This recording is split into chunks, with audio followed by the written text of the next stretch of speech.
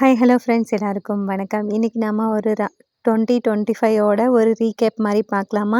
ரொம்பவுமே கஷ்டங்கள் தான் நிறைய எனக்கு என்னோடய பர்சனலாக நடந்துச்சு. ஸ்டார்டிங்லேயே ஃபஸ்ட்டு மந்த்து பொங்கல் இங்கே தான் செலிப்ரேட் பண்ணோம் கேரளாலேயே. அதுக்கப்புறம் பரிசினி கடவுள் கோவிலுக்கு போயிட்டு வந்தோம். டெம்பிள்னு சொல்லுவாங்கள்ல, அது கண்ணூரில் இருக்குது. அங்கே போயிட்டு வந்தோம். அதுக்கப்புறம் எங்களுக்கே தெரியாமல் ஒரு கிஃப்டாக நான் நெக்ஸ்ட் செகண்ட் டைம் ப்ரெக்னெண்ட்டாக இருந்தேன். அதுக்கப்புறம் ரொம்பவுமே ஸ்ட்ரெஸ் பண்ணி மருந்து அப்புறம் எல்ஆர்ஜன் குழந்தையோட வெயிட் கெயினுக்காக கொடுத்துருந்தாங்க. அது நிறைய குடிச்சு ஆல்மோஸ்ட் ஒரு 8 மந்த்துக்கு பக்கமாகவே குடிச்சிருப்பேன். அதுக்கப்புறம் சேவிங்ஸ்னால் என்ன, சேவிங்ஸுக்கு ரொம்ப எவ்வளோ இம்பார்ட்டன் அப்படின்னு சொல்லிட்டு ரொம்பவுமே புரிஞ்சுக்கிட்ட வருஷமும் 2025 தான். அதுக்கப்புறம் எந்த பழமும் எந்த காய்கறிகளும் ஈவன் சிக்கன் எனக்கு ரொம்ப பிடிக்கும், அது கூட எனக்கு சாப்பிடவே பிடிக்கல. வயநாடுக்கு ஷிஃப்ட் ஆனதும் இந்த வருஷம் 2025 தான். அதுக்கப்புறம் என்னோட மகன் அது அழகு, அவன் இந்த வருஷம்தான் பிறந்தான். ரொம்பவுமே எக்ஸ்பெக்ட் பண்ண ஒரு குழந்தை. அதுக்கப்புறம் எனக்கு ரொம்பவுமே விருப்பமான வளைகாப்பு, அதுவும் கேரளாலேயே தான் நடந்துச்சு. அது இவ்வளோ சீக்கிரம் எனக்கு கிடைக்கல.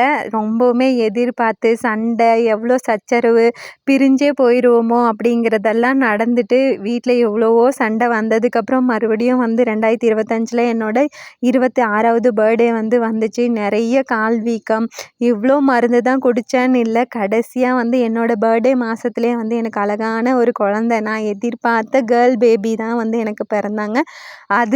அதுக்கப்புறம் இந்த வருஷம்தான் கிருஷ்ணர் ஜெயந்திக்கு பாப்பா 2 பாப்பாங்களும் வச்சுட்டு இது பண்ணோம்.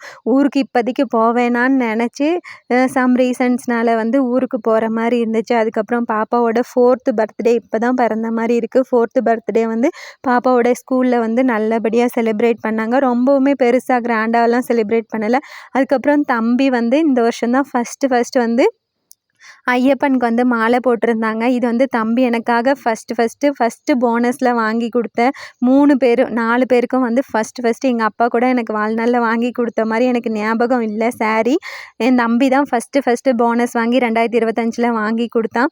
ஆல்மோஸ்ட் ஒரு நிறைய கஷ்டங்களும் நடந்துச்சு, அதுக்கு அளவாக ஹாப்பினஸும் நடந்தது இந்த இயரில் தான். அதுக்கப்புறம் எங்கள் ஊருக்கு போயிட்டு என்னோட ரினிவல் நர்சிங் லைசன்ஸ் ரினிவல் பண்ணுறதுக்கு கிருஷ்ணகிரிக்கு போனேன். அப்போ எந்த சப்போர்ட்டுமே இல்லை அப்படின்னு நினைக்கிற போது நம்மளுக்கு படிப்பு தான் கை கொடுக்கும் அப்படிங்கிற ஒரு மோட்டிவேஷன் வந்துட்டு நான் போய் மறுபடியும் ரினிவல் பண்ணேன். இந்த வருஷம் ரொம்ப சந்தோஷமும் இருந்துச்சு. உங்களுக்கு இந்த மாதிரி எந்த லைஃப் ஈவெண்ட் ரொம்பவுமே மறக்க முடியாமல் இருந்துச்சா, இல்லை ஹாப்பியாக போச்சான்னு சொல்லிட்டு கமெண்ட் செக்ஷனில் சொல்லுங்கள். வீடியோ பிடிச்சிருந்தா லைக் பண்ணிக்கோங்க.